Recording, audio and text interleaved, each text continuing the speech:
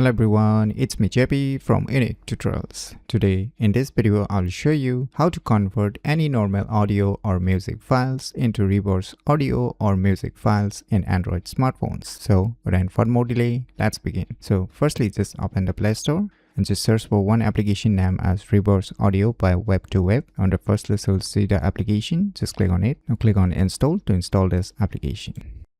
So once the installation is done, just click on open. On opening, you will see this kind of user interface. So here you can directly record if you want to record also. And if you have already music or audio files, then you can just click on this import and select your respective folder where you have saved your audio and select the audio file. And now you can play it normally, or you can start playing it in the reverse way, and you can save it inside this application also. So I want to convert and save it in the reverse way. So for this, just click on this share. And now you'll see here two options, share normal, so which is the normal audio, and share reverse. So if you want to convert it in the reverse way, then you need to select the second option. Just click on it.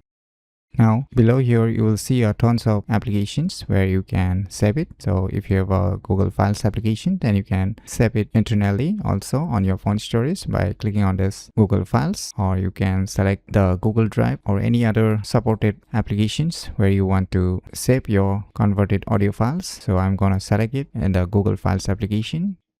So you can see I have saved it. So by using this cool application named as Reverse Audio by Web to Web, you can easily convert any normal audio or music files into reverse audio or music files in Android smartphones very easily. So if you never known about this cool application, then you should definitely give it a try. So if you find this video tutorial useful, please click on the thumbs like button, and if you're new to our channel, click on the subscribe button. And lastly, thanks for watching.